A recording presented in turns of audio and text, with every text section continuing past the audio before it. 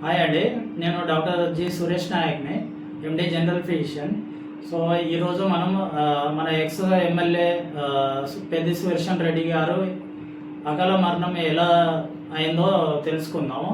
So ముందుగా పెద్ది సుదర్శన్ రెడ్డి గారి మృత్యు పట్ల చాలా బాధ ఉంది. ఎందుకంటే వారు తెలంగాణలో ఉద్యమకారుడు ప్లస్ నర్సంపేట పరిసర ప్రాంతంలో చాలా యంగ్ లీడర్ ప్లస్ మంచి లీడర్గా పేరు పొందారు. సో వారు ఆత్మశాంతి చేకూర్చాలని మనస్ఫూర్తిగా కోరుతున్నాను. సో ఈరోజు మనం పెద్ది సుదర్శన్ రెడ్డి గారు ఎలా డెత్ అయినరు అనేది తెలుసుకుందాం. So as per social media కానీ న్యూస్లో వచ్చిన దాన్ని బట్టి అయితే పల్మరీ ఎంబాలిజం అని అయితే డాక్టర్లు డిసైడ్ చేశారు. సో ఫస్ట్ అంటే పెద్ది సుదర్శన్ రెడ్డి గారు వాళ్ళ పాపను తోలనికి పోయి మళ్ళీ రిటర్న్ వస్తుంటే సడన్గా కార్డియాక్ అరెస్ట్ అయినట్టు వాళ్ళు గుర్తించి ఎమ్మటే దగ్గరలో ఉండే హన్మకొండలో ఉండే హాస్పిటల్కి తీసుకెళ్లారు. సో దాని తర్వాత డాక్టర్లు అక్కడ కార్డియాలజిస్ట్ ఒక దాదాపు గంట సేపు సిపిఆర్ ఇచ్చి మళ్ళా గుండె స్టార్ట్ అవ్వడం జరిగిందని అయితే మనకు న్యూస్లో వచ్చిన దాన్ని బట్టి అయితే తెలుస్తుంది. సో దాని తర్వాత యాంజియోగ్రఫీ చేసిండ్రట. యాంజియోగ్రఫీలో అయితే బ్లాక్స్ ఏం లేవు అన్నట్టుగా తేలింది. మళ్ళీ దాని తర్వాత పల్మరీ యాంజియోగ్రఫీ చేస్తే దాంట్లో మాత్రం pulmonary embolism, massive pulmonary embolism అని వచ్చిందని అయితే తేలింది. సో దాని తర్వాత వాళ్ళు థ్రాంబోలైసిస్ చేశారు. థ్రాంబోలైసిస్ అంటే ఎంబాలిజం అంటే ఫస్ట్ క్లాట్, ఆ క్లాట్ కరగదీయడానికి ఒక ఇంజెక్షన్ ఇస్తారు. దాంతో ఆ క్లాట్ అనేది కరగడం జరుగుతుంది. సో ఇట్లా అవ్వడం వల్ల తర్వాత గుండె స్థితి అనేది నార్మల్కి వచ్చింది, ప్లస్ లంగ్స్ స్థితి అనేది నార్మల్ వచ్చింది. కానీ వారు బ్రెయిన్ డెడ్ కండిషన్లోనే ఉన్నారు. అప్పటికి మెరుగైన ట్రీట్మెంట్ కొరకు హైదరాబాద్కి తరలించారు. సో అప్పటికే అక్కడ ఉన్న డాక్టర్లు బ్రెయిన్ డెడ్ కండిషన్లో ఉన్నట్టు అయితే గుర్తించారు. కానీ బ్రెయిన్ డెడ్ అయ్యే పేషెంట్కి అయితే మనం ఎవరు ఏ డాక్టర్ కానీ బతికియడం కష్టం. ఎందుకంటే ఎంతసేపు ఆక్సిజన్ అందలేదు, అది దాని మీద డిపెండ్ ఉంటుంది. సో బ్రెయిన్ డెడ్ అయ్యేది ఇప్పుడు కార్డియాక్ గుండెను ఊపిరితిత్తులు నార్మల్ అయినంత మాత్రాన ఫంక్షనింగ్ ఉన్నంత మాత్రాన బ్రెయిన్ నార్మల్ ఉండాలి అని ఏం లేదు.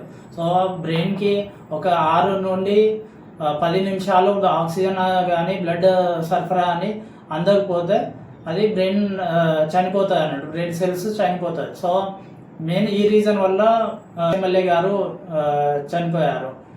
సో మెయిన్ పల్మరీ ఎంబాలిజం అనేది ఎందుకు వస్తుంది అనేది తెలుసుకుందాం.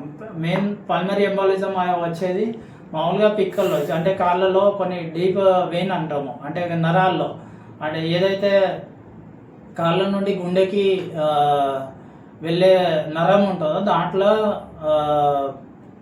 క్లాట్లు ఏర్పడడం వల్ల ఆ క్లాట్లు అక్కడ నుండి జారి గుండెకి వెళ్ళడం వల్ల గుండె నుండి మళ్ళీ పెద్ద నరాలు ఉంటుంది, పైపు టైపు ఉంటుంది. ఇది గుండె నుండి లంగ్స్కి బ్లడ్ అందించే నరం ఉంటుంది.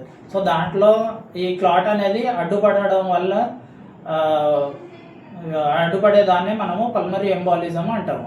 సో దీనివల్ల రైట్ హార్ట్ అనేది, కుడి హార్ట్ అనేది దాని మీద ఇప్పుడు బ్లడ్ అనేది కుడి హార్ట్ అనేది పంప్ చేయలేకపోతుంది. సో దానివల్ల రైట్ సైడ్ హార్ట్ మీద లోడ్ పడి కొద్దిసేపు అయినాక అలసిపోయి దానివల్ల సడన్గా గుండె ఆగడం జరుగుతుంది. ఇంకోటి లెఫ్ట్ సైడ్ రైట్ నుండి ఊపిరితిత్తుల్లోకి బ్లడ్ వెళ్ళాలి, మళ్ళీ ఆక్సిజన్ దాంట్లో ఆక్సిజనేట్ అయిన బ్లడ్ మళ్ళీ లెఫ్ట్ సైడ్ రావాలి. లెఫ్ట్ సైడ్ ఇప్పుడు ఈ క్లాట్ ఏదైతే అడ్డుపడడం వల్ల లెఫ్ట్ సైడ్ కూడా బ్లడ్ రాకపోవడం వల్ల లెఫ్ట్ సైడ్ పంపింగ్ అనేది ఆగిపోతుంది. సో మిగతా అంటే బ్రెయిన్కి కానీ మిగతా బాడీ మొత్తానికి బ్లడ్ సరఫరా కాకపోవడం వల్ల కార్డియాక్ అరెస్ట్లో అవుతారు.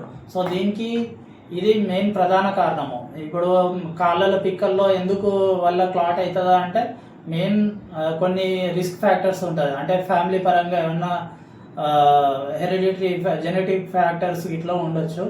సో ఆ రీజన్ వల్ల కానీ కొంతమందికి డీప్ వెయిన్ అంటాము, డీప్ వెయిన్ థ్రాంబోసిస్ అవ్వడం వల్ల ఇది పల్మనరీ ఎంబాలిజం అనేది ఏర్పడుతుంది. యాక్చువల్లీ పెద్ద సుదర్శన్ రెడ్డి గారికి ముందు నుండే కొంచెం ఆయాసం వస్తుండొచ్చు, కానీ నాకు తెలిసి నెగ్లెక్ట్ చేసి ఉంటారు. సో ముందు నుండి ఈ సడన్గా ఇంత పెద్ద అయ్యే ఛాన్సెస్ అయితే సడన్గా అయితే కొంచెం రేర్ కండిషన్లోనే అవుతుంది. సో ఇప్పుడు దీనికి మళ్ళీ ఈ క్లాట్ మధ్యలో అంటే లంగ్స్ హార్ట్ నుండి లంగ్స్కి వెళ్ళే నరాల్లో అడ్డు పడితే మనం చేయాల్సింది థ్రాంబోలైసిస్ చేస్తాం. థ్రాంబోలైసిస్ కానీ ఇంకోటి ఎనాక్స్పారిన్ కానీ అలాంటి హెపారిన్ ఇంజెక్షన్స్ ఇట్లా ఇచ్చి తొలగిపోతాం. సో థ్రాంబోలైసిస్ చేయాలన్నా హెపారిన్ ఇంజెక్షన్ ఇవ్వాలా అనేది డాక్టర్లు దాని తీవ్రతను బట్టి డిసైడ్ చేస్తారు ఏ ట్రీట్మెంట్ అనేది. సో ఇంకా బాగా అంటే పెద్ద క్లాట్ ఇట్లా ఉంటే థ్రాంబెక్టమీ చేస్తాము. థ్రాంబెక్టమీ లేదు అంటే ఒక పైపు పంపించి అక్కడ లోకల్ థ్రాంబోలైసిస్ ఇట్లా చేసి దాన్ని క్లాట్ అనేది కరగదీయడం జరుగుతుంది.